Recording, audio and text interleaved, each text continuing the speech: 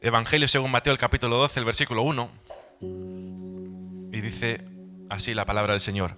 En aquel tiempo iba Jesús por los sembrados en un sábado. Ay, Dios mío. En un sábado. Especifica, ¿eh? Es necesario aclarar lo que era un sábado. Y sus discípulos sintieron hambre y comenzaron a arrancar espigas y a comer. Y los fariseos al verlo le dijeron: tus discípulos hacen lo que no está permitido hacer en un sábado. Y Jesús les dijo: ¿no habéis leído lo que hizo David cuando él y los que estaban con él sintieron hambre? ¿Cómo entró en la casa de Dios y comió los panes de la proposición que no les estaba permitido comer, ni a él ni a los que con él estaban, sino solamente a los sacerdotes? ¿No habéis visto cómo se saltaron las reglas, esas leyes? ¿No habéis visto también en la ley cómo en sábado los sacerdotes en el templo profanan el sábado y aún así son sin culpa? Pues os digo algo, uno mayor que el templo está aquí. Uno mayor que el templo está aquí. Aleluya. Uno mayor que el templo está aquí. Si supierais qué significa misericordia quiero y no sacrificios, no condenaríais a los inocentes, porque el Hijo del Hombre es Señor del sábado. Saliendo de allí, fue a la sinagoga de ellos, y había allí uno que tenía la mano seca. Y para poder acusar a Jesús le preguntaron: ¿está permitido sanar en sábado? Y Jesús les dijo: ¿qué hombre de entre vosotros, si tiene una oveja y ésta se cae en un hoyo en un sábado, no le echa mano y la saca? Pero ¿cuánto vale más un hombre que una oveja? Por consiguiente, está permitido hacer el bien en el sábado. Entonces dijo aquel hombre: extiende tu mano. Y él la extendió y le fue restaurada sana como la otra. Entonces salieron los fariseos y se confabularon contra Jesús para matarlo. Hasta aquí. ¿Qué os parece este texto? ¿Qué os parece esta historia? ¿Sabes? No sé si eres capaz de imaginarte bien la escena cuando lo estamos leyendo, pero Jesús no se encuentra en una catedral ni en una ceremonia solemne. Él está en un camino de tierra. Él está en un camino de tierra. Él está en uno de los sembrados. Él está exhausto de trabajar de lunes a lunes en el reino de los cielos. De servir, de sanar, de libertar, de llevar esperanza a los cautivos, de llevar vida a quienes están sedientos de esperanza. Y dice que en medio de ese camino, en medio de ese sembrado, el sol pega, el polvo se levanta y a un grupo de sus discípulos les ruge el estómago en medio del trabajo. Ellos no están planificando un pecado, ellos no están organizando una rebelión, sino que simplemente tienen hambre. Así que en medio de esa hambre empiezan a arrancar espigas y empiezan a comer. Ya lo veis. Es un gesto sencillo, es un gesto humano, es un gesto normal, es algo que cualquiera de nosotros haría. Tenemos hambre, arrancamos espigas y empezamos a comer. Pero ¿qué ocurre en esta historia? Que los fariseos, ay Dios mío, los fariseos, ellos no ven, escúchame bien, estómagos vacíos. No, ellos no se fijan en eso. Ellos no ven la carencia de esos hombres, sino que ellos ven la oportunidad para señalar, la oportunidad para acusar, la oportunidad para criticar. Y le dicen: tus discípulos hacen lo que no está permitido hacer en sábado. Ay, Dios mío, es que me pone malo. Tus discípulos hacen lo que no está permitido en sábado. ¿Te das cuenta de esto? Hay hambre delante de sus ojos. Hay hambre delante de estos fariseos.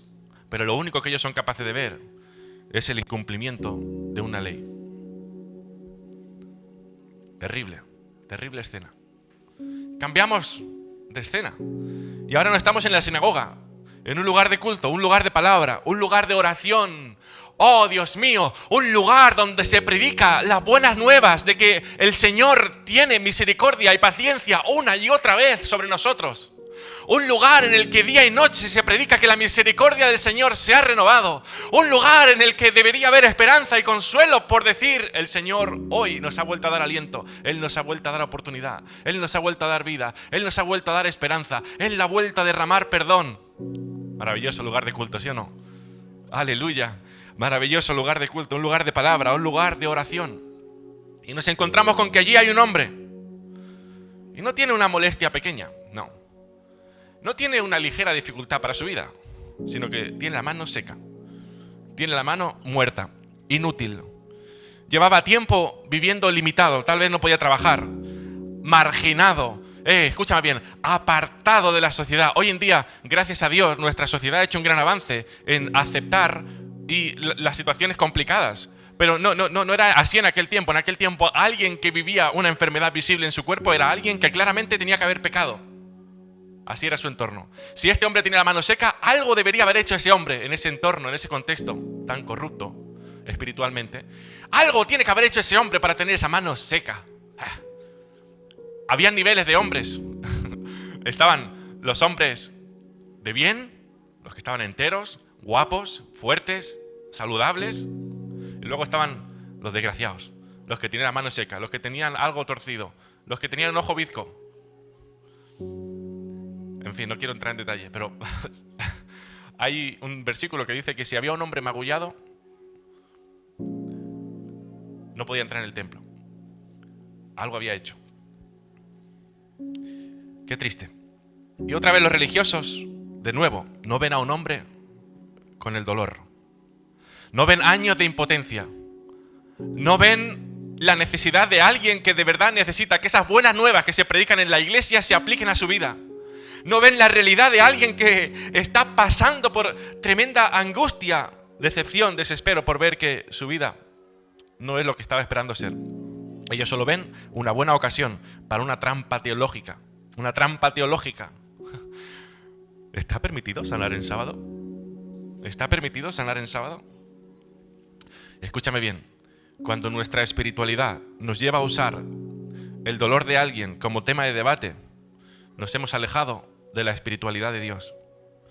Cuando el sufrimiento real de una persona se convierte en tu caso práctico sobre el cual experimentar y discutir teológicamente, hay algo que está muy roto por dentro.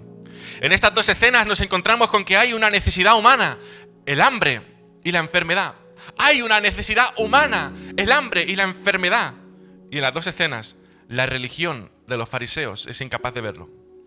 Porque los ojos de ellos están vacíos de amor, pero están llenos de ley. Vacíos de amor, pero llenos de ley. Sus corazones están vacíos de misericordia, pero llenos de palabras, de letras, de doctrinas, de discusiones humanas. Y antes de señalarles a ellos, a estos fariseos, déjame decirte algo con mucho cariño, pero también muy claro. Y es que todos nosotros llevamos un pequeño fariseo dentro de nosotros. Todos nosotros llevamos un pequeño fariseo por dentro. Hay ese algo que ves cuando algo te falla en la historia de tu prójimo. Ese algo que ves para juzgar. Ese algo que ve antes la apariencia que la herida de tu prójimo. Ese algo que ve lo que está mal o lo que tú crees que está mal en la persona que tienes por delante. Y que en vez de llegarte al preguntarte por qué, entras en cuestiones de juicios. Y sabes, aquí entra Jesús en escena. Y Jesús no entra como un teólogo más que viene a dar otra vez la discusión extra o la discusión que pretende ganar el debate. No entra como alguien que opina profesionalmente. Hay muchos opinadores profesionales hoy en día también, como en aquel tiempo. Entra como el Hijo del Hombre. Jesús entra como el Señor del sábado. Y los fariseos le sueltan la acusación. Y él responde con la misma escritura que ellos quieren dominar. Y les dice, ¿no habéis leído? ¿No habéis leído? Y les pone unos ejemplos. Por supuesto que lo habían leído. Por supuesto que lo habían leído. De hecho, lo habían hasta memorizado. No había cosa que ellos no supiesen de las Escrituras, porque ellos se tomaban muy en serio las Escrituras. Por supuesto que lo habían leído. Por supuesto que lo habían comentado. Por supuesto que habían teorizado de la palabra del Señor. Pero escúchame bien, con el amor de Dios no se teoriza. ¿Me está escuchando bien? Con la palabra del Señor no se teoriza. La palabra del Señor no está hecha para teorizar sobre ella, sino para aplicarla a nuestras propias vidas, a nuestro propio entorno. Ellos conocían la palabra del Señor, pero solo teorizaban de ella. Solo teorizaban de la palabra, no aplicaban la palabra a sus propias vidas. Y Jesús les recuerda a David, hambriento, comiendo los panes consagrados que no eran para él. Y les recuerda a los sacerdotes trabajando en sábado, y aún así sin culpa. Es como si Jesús estuviera diciendo, ¿no veis que la misma Escritura os está gritando que la ley no fue dada para aplastar, sino para servir al propósito de Dios? Para eso fue la ley. No es para aplastar tu vida, no es para constantemente machacarte y destruirte, sino para servir al propósito de Dios. ¿No ves que el sábado nunca fue impuesto como una cadena sobre la cual tenías que cumplir a rajatabla, sino como un regalo de Dios? Un regalo de Dios. Ay, Dios mío. Hoy en día hay tantos en el mundo que pretenden ponerse la señal del derecho humano, el derecho del trabajador. Y te encuentras con que el Señor en la Escritura, muchos años antes de que ellos siquiera aprendiesen a escribir, ya había hablado de la necesidad de que el hombre descansara. En el Señor encontramos todo. La ley no fue hecha, el sábado no fue hecho para que fuese una cadena, sino un regalo para el ser humano, un regalo para el hombre. No se dan cuenta de que el sábado y la ley era para la vida y no para la muerte. Y escúchame bien, la palabra del Señor ha sido hecha para vida y no para muerte. No, y si trae muerte no es por la misma palabra en sí, sino por la decisión que nosotros tomamos de vivir ajenos a la vida. Pero finalmente la palabra de Dios es vida, es vida. Jesús es la palabra y Jesús dice de sí, yo soy ¿qué? La vida. Yo soy la vida. Yo soy el camino, la verdad y la vida. La palabra, Jesús, no está hecho para muerte. Jesús dice, no he venido a condenar al mundo, sino para salvar al mundo, para que el mundo sea salvo por medio de mí. Pero ellos vivían obsesionados con el marco y desechaban el cuadro. Vivían obsesionados con el marco, que el marco sea perfecto, que los colores dorados que envuelven el marco sea brillante, que el vidrio que protege la obra de arte sea impoluta, que no tenga mota de polvo en ella. Pero luego la obra de arte en sí, aquello para lo que ha sido diseñado el marco y el vidrio que lo protege, desechado y pisoteado en el suelo. Que el Señor nos libre de usar la religión como algo con lo cual machacamos, destruimos y señalamos y enfatizamos, cuando el centro no es la religión, es Jesús. Es Jesús. Él es el centro, Él es lo que de verdad nos importa. ¿Sabes? Escúchame bien, podemos desechar todo marco y podemos desechar todo vidrio. Yo lo que quiero es el lienzo de Jesús. No me interesa el marco. El marco tiene sentido hasta un punto, pero lo que me interesa es Jesús. Es la obra en sí. Y Jesús les dice, habéis puesto el foco en el edificio, en el templo, en la ley, en el ritual, en el sistema. Pero os olvidáis de que tenéis delante al dueño de la casa. Uno mayor que el templo está delante de vosotros, dice el Señor. Defendéis el sistema, pero no reconocéis al Señor. Y escúchame, iglesia, hermano y hermana. A nosotros nos puede pasar algo parecido. Cuando amamos más nuestra manera de hacer las cosas que la presencia viva de Jesús. Cuando amamos más nuestras propias tradiciones que la presencia viva del Señor. Cuando nos quedamos anclados en el marco de nuestras doctrinas y de nuestras teorías humanas sobre la palabra del Señor. Porque eso son las teologías. ¿Sabes que la teología nunca es de Dios? La teología siempre es humana, siempre es de los hombres. La teología es aquello que el hombre dice de Dios. Y nos quedamos con nuestras teologías humanas antes que con la presencia misma de Dios. Nos quedamos antes con lo que nosotros hemos entendido, con lo que a nosotros nos parece que está muy bien, antes que con la búsqueda auténtica y genuina del Espíritu Santo en nosotros, en nuestras casas, en nuestras familias.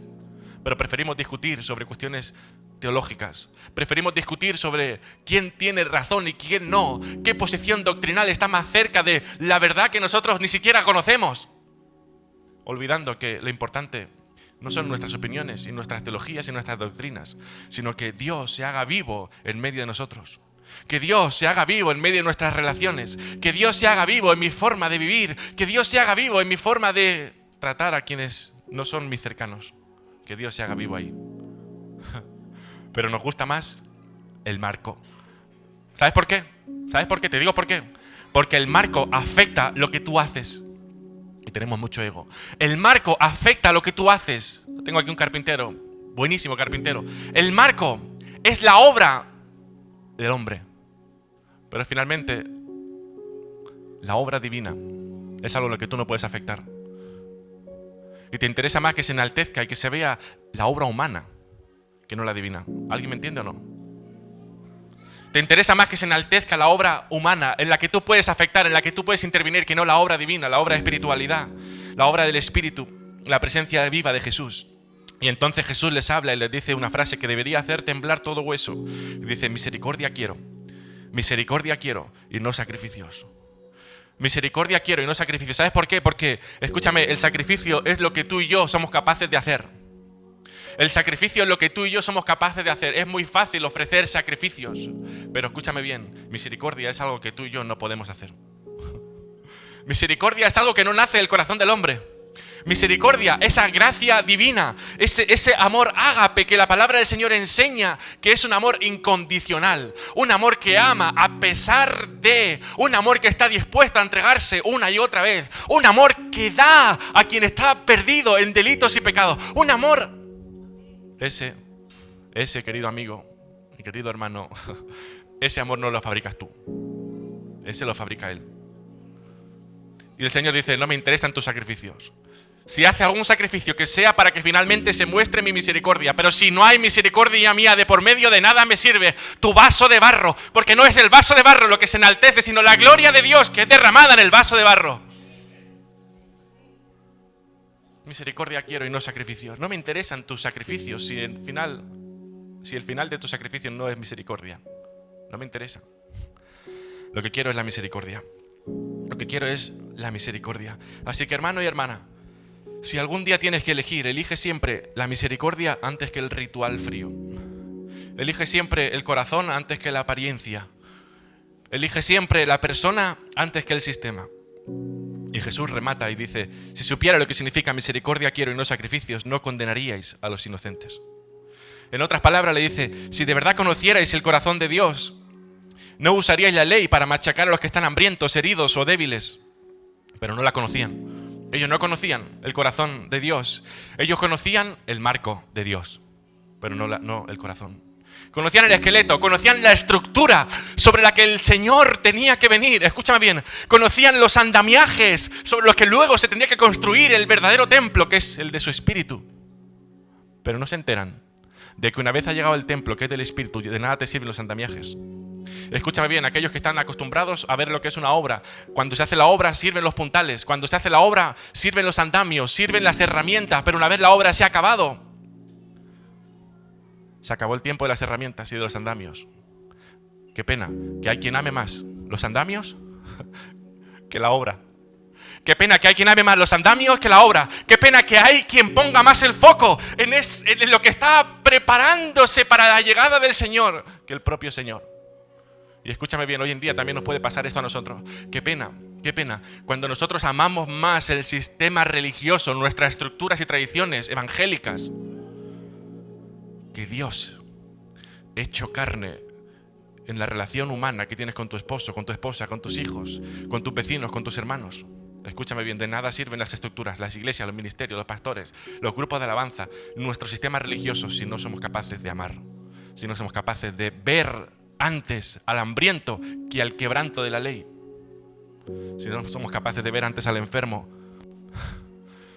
que al hecho de que se rompa una de nuestras normas religiosas.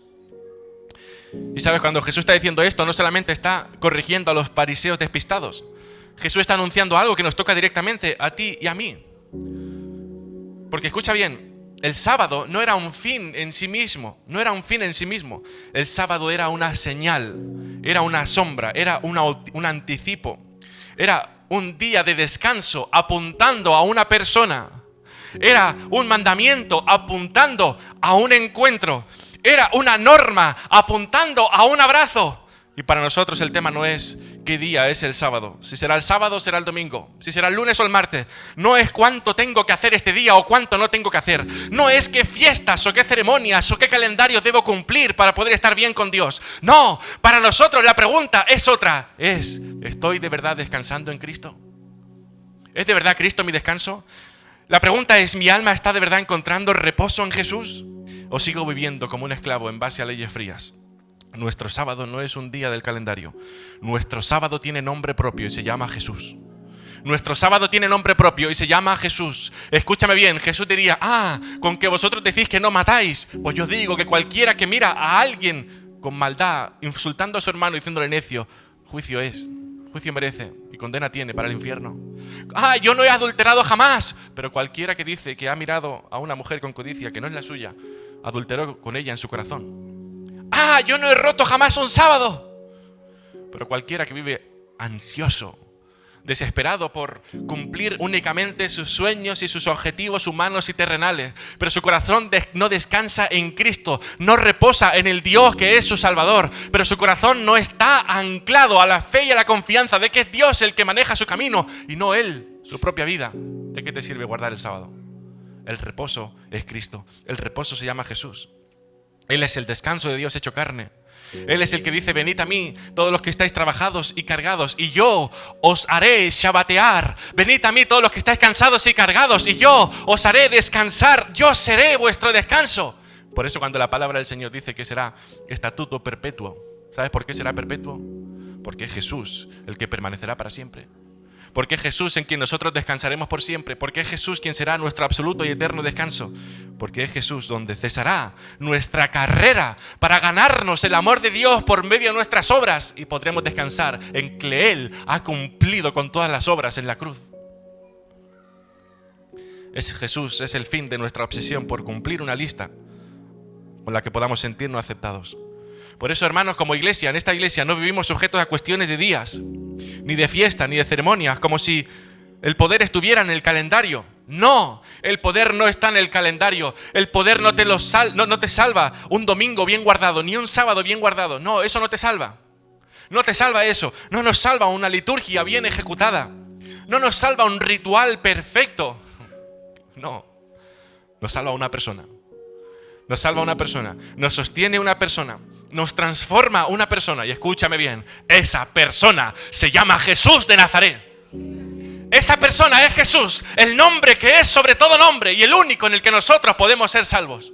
Bendito sea su nombre. Bendito sea su nombre. Escúchame bien, y no es que ahora nos dé igual todo. No es caos.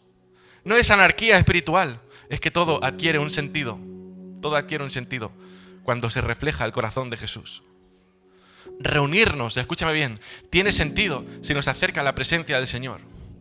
Cantar tiene sentido si nos centra en su cruz y en su gloria, en su cruz y en su gloria. Servir tiene sentido si nos hace parecernos más a su carácter. La obediencia tiene sentido si nace del amor de Él. Del amor de Él. Ay, Dios mío, escúchame bien lo que voy a decirte. La obediencia tiene sentido si nace del amor a Él y no del miedo a no dar la talla. Si cualquier cosa que hagamos nos acerca más a Jesús, entonces esa cosa que hagas tiene sentido. Pero si cualquier cosa que hagas, aún en medio de tu entorno cristiano, lenguaje cristiano, lectura bíblica, canción cristiana, si todo eso no te acerca de verdad a amar más a Dios y a amar más a tu prójimo, sea quien sea, no tiene sentido. No tiene sentido, olvídate, de nada te sirve. Si nuestra teología solo sirve para discutir, escúchame bien, dedica el tiempo a algo más provechoso. Móntate una empresa, gana dinero, viaja, pero no te dediques a la teología. Si la teología te sirve nada más que para discutir, deséchala, porque es inútil. Aprovecha tu tiempo para algo más provechoso, porque tu teología, si la teología nada más nos sirve para discutir, escúchame bien, no seremos salvos. Entonces, puesto a no ser salvos, aprovecha el tiempo que tienes aquí. Hazte algo, dedica tus esfuerzos a montarte un negocio, no sé, pero deja la teología, déjala. Deja la fe, porque es una fe corrupta, déjala. La fe, la teología, nuestro cristianismo tiene que servirnos para ver las necesidades y suplir las necesidades. Nuestra teología, nuestra doctrina tiene que servir para amar a Dios por encima de todas las cosas y a nuestro prójimo como a nosotros mismos. Y si no sirve para eso, no sirve. No sirve. Y a esta gente no le servía. Ya lo habéis visto. Ya lo habéis visto. Les importaba un rábano. Aunque les hubiese venido bien un rábano en medio de su hambre. Nada les importaba. ¿Pero qué les importaba? Que no se incumpliera el sábado. Les importaba nada. Que ese pobre hombre estuviese deshecho por dentro, viendo que no tenía oportunidad para salir adelante. ¿Pero qué le importaba? Que Jesús no quebrase la ley de hacer un milagro en sábado. Escúchame bien, si respetamos fiestas, pero no respetamos al Cristo vivo en nuestro día a día, de nada nos sirve. Te sabes el calendario, pero no has entrado en el descanso. Jesús, el Señor del sábado, nos está diciendo hoy: no quiero tenerte corriendo por detrás de leyes frías. No quiero tenerte corriendo detrás de asistir el domingo sin falta. No quiero tenerte corriendo detrás de tu compromiso humano y terrenal de leer la Biblia y orar cada día. Si todo eso de verdad no tiene un impacto en tu corazón. Si no tiene un impacto en tu corazón, No te creas que te sirve, no te sirve. Quiero que vivas sentado a mis pies, dice el Señor. Quiero que vivas desde mi descanso, no desde tu esfuerzo. Quiero que tu vida entera, lunes, martes, miércoles, jueves, sábado y domingo, sea el estatuto perfecto y perpetuo de mi descanso. No del sábado, sino que cada día descanses en mí. Quiero que respires mi corazón y no tu miedo. Así que, hermanos, volvamos a la sinagoga donde estaba Jesús. El hombre allí con la mano seca sigue ahí. Probablemente lleva años aprendiendo a esconderla, porque es lo que nos pasa en nuestros contextos cristianos. Escondemos nuestras sequedades, porque nuestras iglesias no están preparadas para cumplir la obra de Dios, sino a veces solo nuestra teología. Y este hombre lleva años allí aprendiendo a esconderla, a colocar el manto de forma estratégica para que no se vea su mano, su sequedad, su ruina, su disfunción. No quiere que se vea su disfunción, tiene miedo a la vulnerabilidad porque el sistema no está hecho para los vulnerables. Tiene miedo y quiere evitar miradas. Quiere aceptar que esto es lo que hay eternamente con su mano debajo del manto. Y delante de él, aleluya, está Jesús. Bendito sea el Señor. Oh Dios mío, cuánto ruego y le pido al Señor que en este lugar siempre delante de algún vulnerable, de algún necesitado, esté el Señor y no un sistema frío y religioso. Bendito sea el nombre de nuestro Dios. Escúchame bien, desecho en el nombre de Jesús todo sistema religioso, terrenal y humano que se disfraza de espiritualidad. En el nombre de Jesús, desecho eso de este lugar, de esta iglesia, de esta congregación. Que Dios permita que cuando haya alguien con su mano escondida por miedo, por temor, porque no es capaz de ser vulnerable en los sistemas religiosos que nos rodean, en este lugar pueda extender su mano, porque sabe que a quien tiene enfrente es a Jesús, el Dios que dice, venid a mí todos los que estáis cargados y cansados. El Dios que dice que podemos venir confiadamente, acercarnos confiadamente delante de su trono, porque vamos a alcanzar gracia y oportuno socorro. Bueno, pues allí está Jesús, delante de él, delante del hombre con la mano escondida. Y delante de Jesús, los fariseos. Delante de Jesús, los fariseos. ¿Pero sabes lo que estaba delante de los fariseos? No estaba Jesús. Estaba una pregunta. ¿Está permitido sanar en sábado?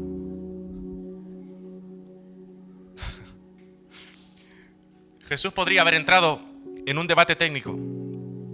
Jesús podría haber entrado a perderse en subpuntos, en citas y matices. Pero Jesús sabe cómo funcionamos. Así que les pone un ejemplo que les atraviesa. ¿Quién de vosotros, si tiene una oveja y se le cae en un hoyo en sábado, no la agarra y lo saca?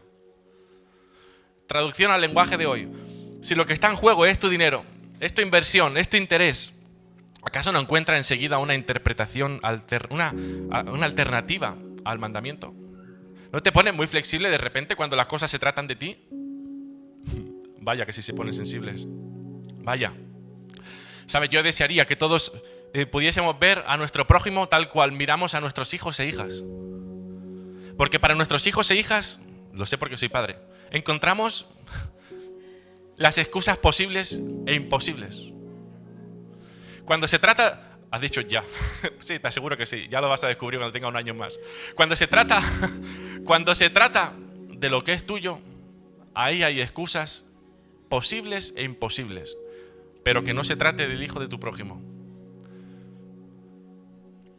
Pero que lo que está ocurriendo no tenga que ver con alguien ajeno a ti, pero lo que está ocurriendo no pueda ensalzar un poquito tus razones, porque como lo ensalce un poquito, ese pobre prójimo está perdido.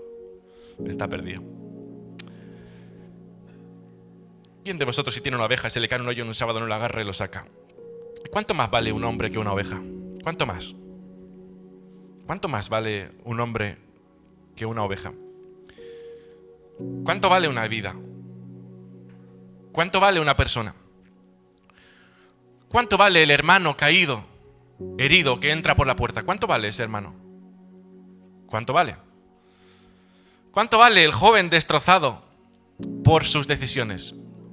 ¿Cuánto vale? ¿Qué vale más? ¿Nuestras discusiones sobre sus decisiones? ¿O vale más la vida del joven destrozado? ¿Cuánto vale esa vida de esa mujer cargada de vergüenza? Si de verdad crees la respuesta, que me imagino que te la habrás respondido en tu corazón, en tu mente ahora, no podemos usar la Biblia para ponernos de perfil ante el dolor de quienes nos rodean. Por eso Jesús concluye, dice, por consiguiente me está permitido hacer bien en el sábado. Es como si Jesús dijera, lo voy a dejar claro, siempre, siempre, siempre está bien hacer el bien a quienes te rodean. En sábado, en domingo y en lunes. En el templo, en la calle, en el trabajo, en tu casa. Cuando tú decides hacer el bien, simplemente eso está bien. Por eso el apóstol Pablo tiene muy claro. Y habla y dice, todo me es, ¿qué? Lícito, pero no todo me conviene. Entonces ahora la cuestión ya no es tanto un tema de qué normas o leyes hay que llegar a cumplir o no cumplir, sino, ¿me conviene?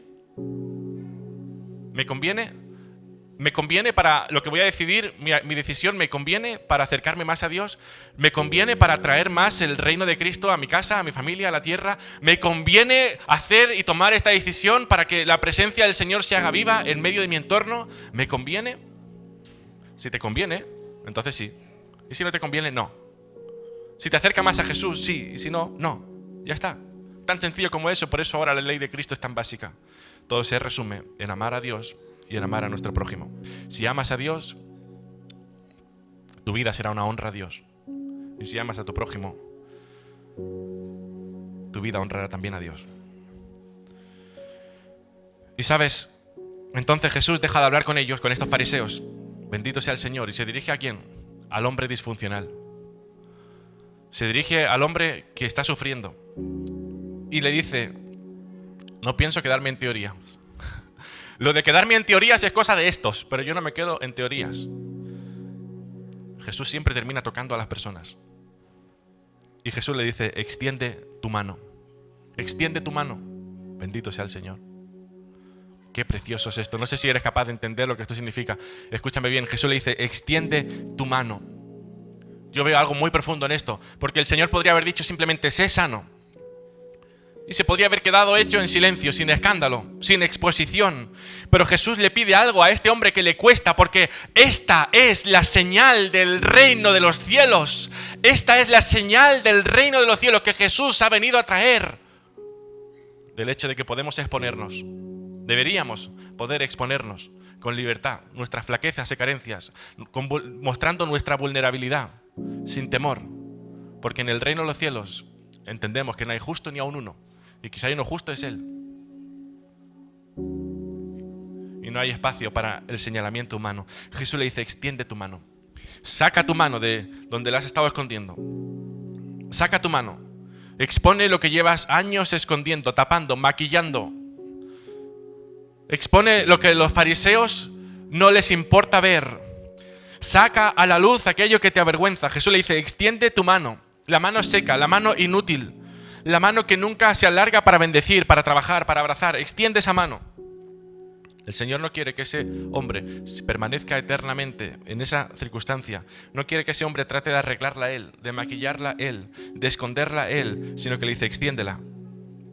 Y dice, cuando la mano se estira, en obediencia, en vulnerabilidad, en exposición, dice la palabra que le fue restaurada, sana como la otra.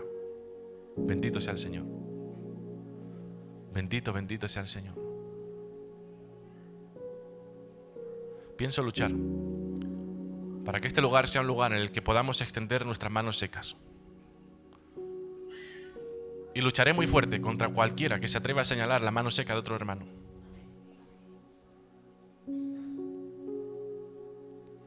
Porque el reino de los cielos implica misericordia y no juicio.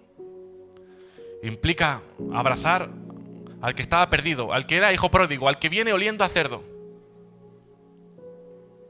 Y hacer fiesta porque el que estaba perdido por fin ha encontrado el camino de regreso a casa.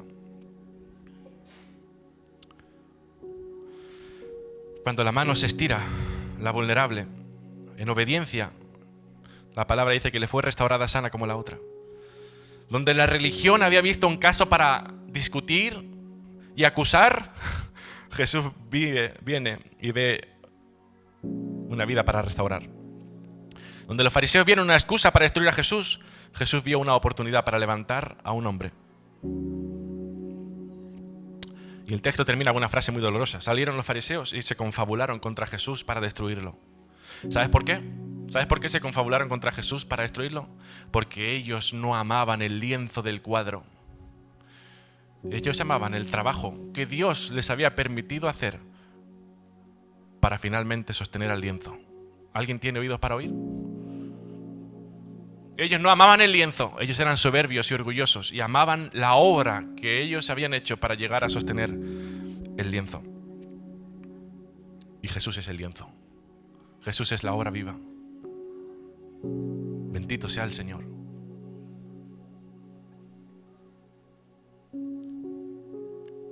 Los fariseos salieron y se confabularon contra Jesús para matarlo. Impresionante. Un hombre acaba de ser restaurado delante de sus ojos. Dios se ha manifestado en medio de la sinagoga. El reino ha irrumpido en ellos. Hay milagro, hay vida, hay gloria. ¿Y qué provoca en ellos? No es adoración, no es arrepentimiento, no es alegría. Provoca odio. Porque la gracia del Señor desenmascara los corazones religiosos. Porque la gracia del Señor no se centra en nuestra acción, sino en su acción. No sé si es terrible el lenguaje. Deseo que venga el tiempo en el que en el nuevo cielo y nueva tierra expresemos nuestro lenguaje con más facilidad, pero es que esto es muy profundo. La gracia de Jesús desenmascara porque la gracia no es nuestra obra, sino su obra.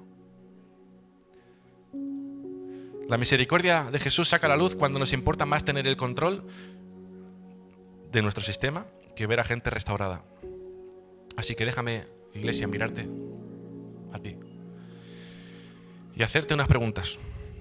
Cuando alguien entra por la puerta, ¿qué ves primero? ¿Sus piercings o sus lágrimas? ¿Qué ves primero? ¿La ropa con la que viene o la carga que trae? ¿Qué ves primero? ¿El desorden de su vida o el hambre de su alma? ¿Qué ves primero? ¿Sus palabrotas o lo roto de su corazón?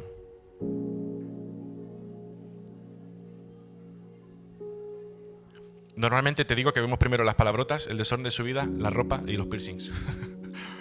Por si acaso alguien tenía dudas de cuál era el resultado de la encuesta. El resultado es el que os he dicho, ¿vale?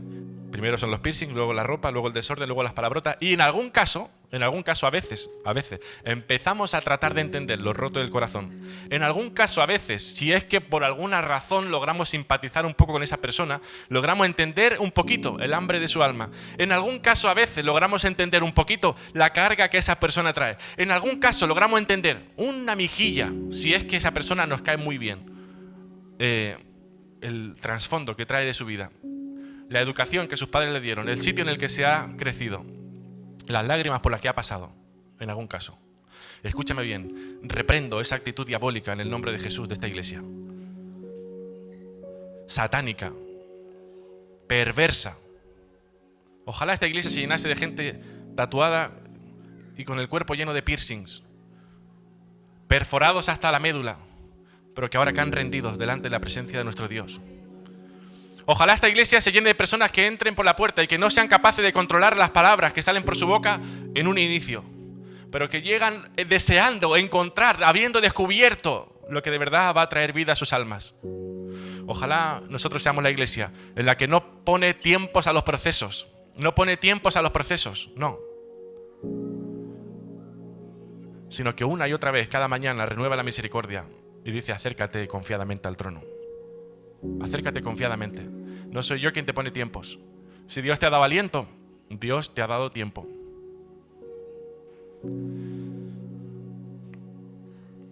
Cuando alguien mete la pata, cuando alguien falla, cuando alguien se aleja, que nuestra primera reacción no sea montar el expediente, sino preguntar qué mano seca hay detrás escondida, qué disfunción hay detrás escondida ahí detrás. Escúchame bien, no es que tratemos de ignorar el pecado, no se trata de eso. Pero es que el pecado está vencido por la obra de Jesús en la cruz. ¿Estás conmigo ahí o no?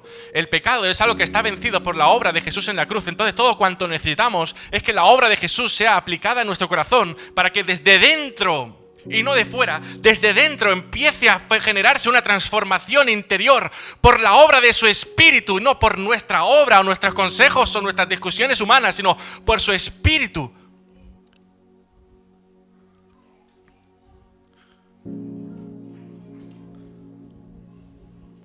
Jesús no es que ignore el pecado, pero nunca trata el pecado por encima de la persona.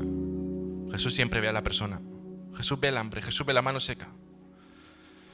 Y mi pregunta entonces es, ¿bajo qué señorío estamos viviendo? ¿Bajo qué señorío? ¿Bajo el señorío del sábado? ¿O bajo el señorío del Señor del sábado? ¿Bajo el señorío de nuestra estructura, de nuestra obra? ¿O bajo el señorío de su obra? ¿Bajo el señorío de nuestro trabajo, de nuestro marco? ¿O bajo el señorío del lienzo? Uno mayor que el lienzo, uno mayor que el marco, uno mayor que el sábado está aquí, y es Jesús. Y es Jesús. Y ahora, hermano, quiero hablar a las sequedades que cada uno de nosotros traemos hoy a este lugar. Porque esa mano no es algo físico, solo físico, es una imagen potente sobre tantas áreas de nuestra vida. Esa mano seca es a veces una fe seca, que ya no espera nada. Esa mano seca es a veces oración seca, que repite palabras, pero que no se atreve a creer. Es a veces una emoción seca, endurecida por heridas. Es obediencia seca, cansada, sin compromiso y sin pasión. Son sueños secos, enterrados, que un día fueron de Dios, pero hoy están archivados. Y Jesús, en medio de la sinagoga, le dice al disfuncional,